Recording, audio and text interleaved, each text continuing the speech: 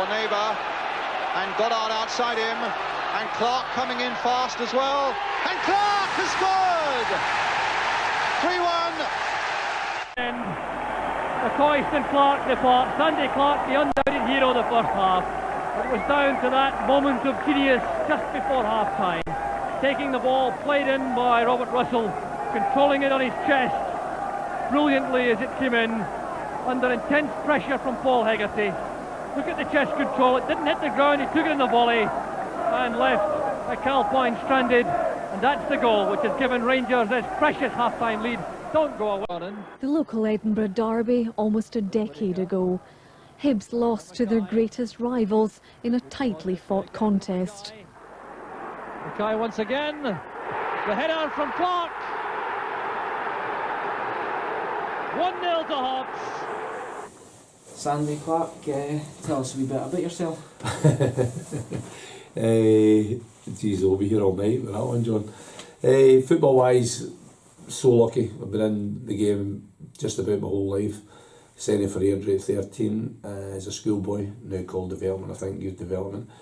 And the rest for him, and I've managed to hang in for a long time, and there's no many regrets. I've got to say I've enjoyed every minute of it.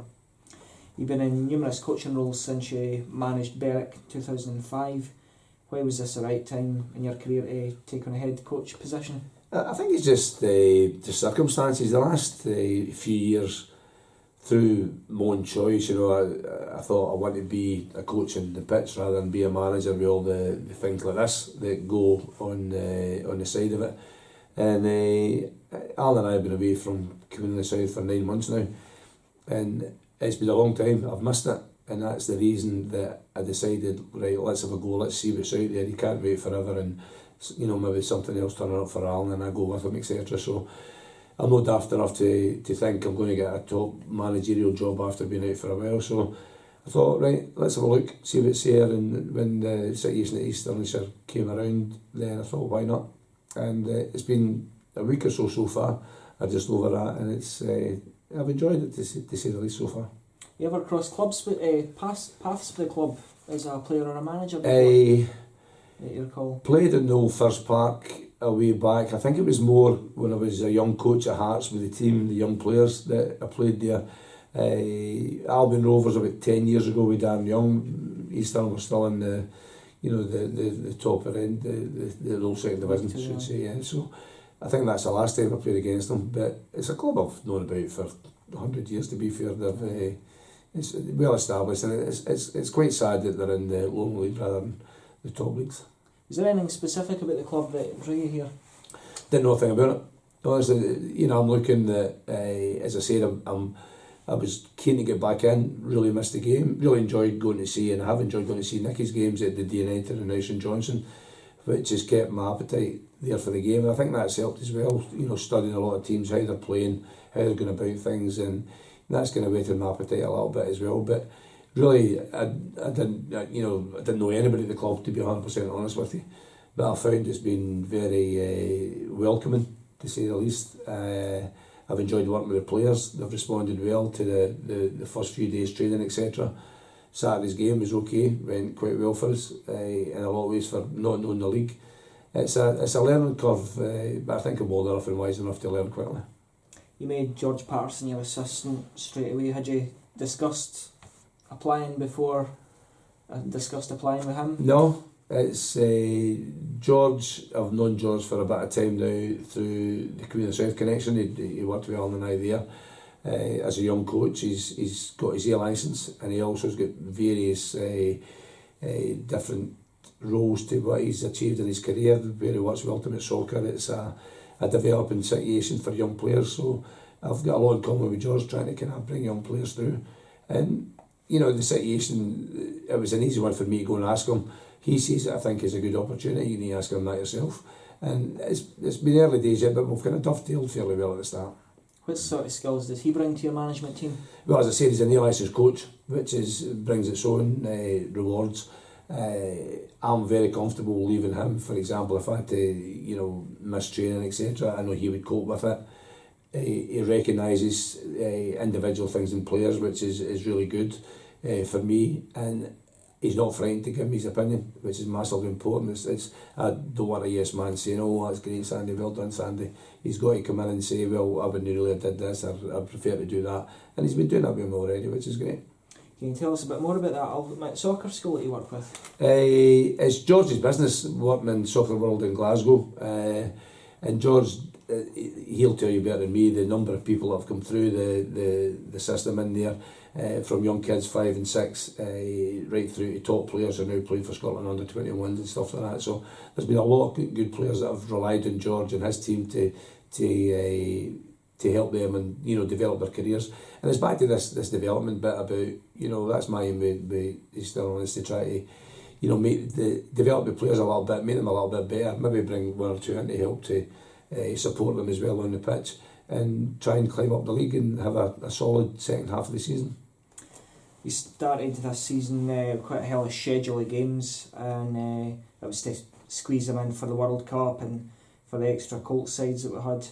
So I had little time for training. But for your experience, do you think maybe 40 minutes in the classroom might have been more beneficial than maybe 40 minutes of running? From a training point of view? Yeah. No, I think you know, I was a part-time player till I was 25, so I know the part-time scene. It's a long time ago, but I know that when you've got an hour and a half, because I don't think you can train any longer than that, if you've got an hour and a half on a Tuesday and a Thursday, as we've got here, then I think you be on the field. It's visual learning. You're learning the field and you get the shape of your team.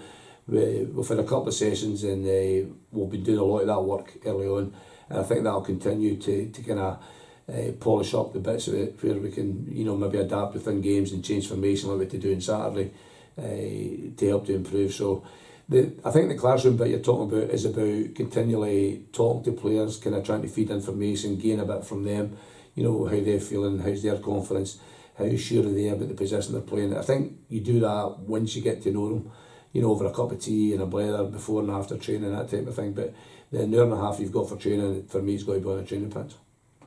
You've been here a couple of weeks now. Have you already identified the sort of players that you would like to bring in? Good players. you know, but you know that I'm under no illusions. The budget in the lower league, you know, some of the teams have got a much bigger budget than we've got.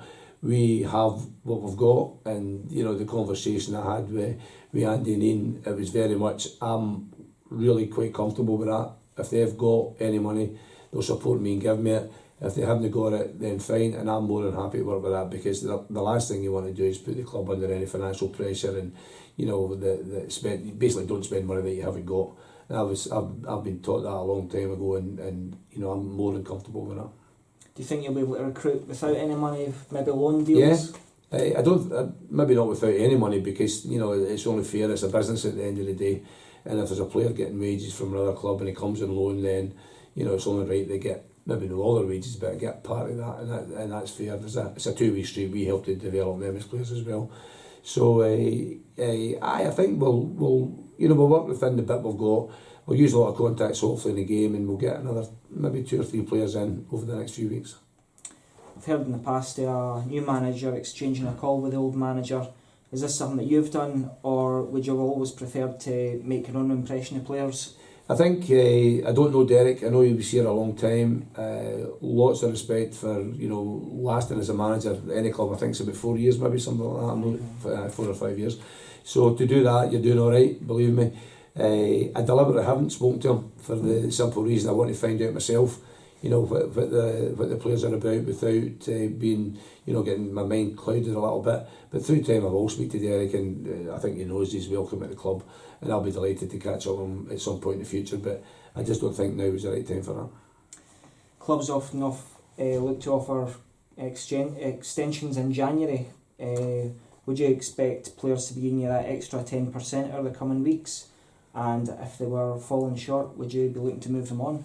I think the one thing about it is it's going to be competition for places. You know, we've got a decent amount of players. Some of them are very young and a bit inexperienced, so we need to try to improve a little bit on that. I would expect that for the time I'm here, that every player that comes to train, he's going to give his best shot. It's not about contracts next year, it's not about anything else other than give it your best shot, stay in the team and try to progress and sell yourself, whether it's to our club or whether it's to somebody else, you know, a bigger club further down the line. That's the platform they've got, that's the plus side of being here. So it's not about January contracts or anything else, it's about game to game and winning and giving it your best shot. Getting away from the foot of the table is obviously the priority, but do you think it's too early to put a target on a final league position? Without a doubt, I think when you look at the fact that you're third bottom, you don't want to go any lower than that, that's for sure. Are you capable of getting higher? I think we are, looking at the squad, but you can't take anything for granted. You know, I don't really know the league. I keep saying that in a few weeks' time when you're talking to me. I hope I can say to you, I know the league better now. But I know from Saturday's game that we can be competitive. We're good enough to do well against Caledonia Braves, who, for me, are a decent team. They're maybe in the middle of the league, so I think we're capable of at least getting to that, are good enough to be in that area. But we're so far behind at the moment, it's a bit of a catch-up game, but the intention is to try and, you know, get as close as we can in the middle of the league. Sandy, cheers. You're welcome, John.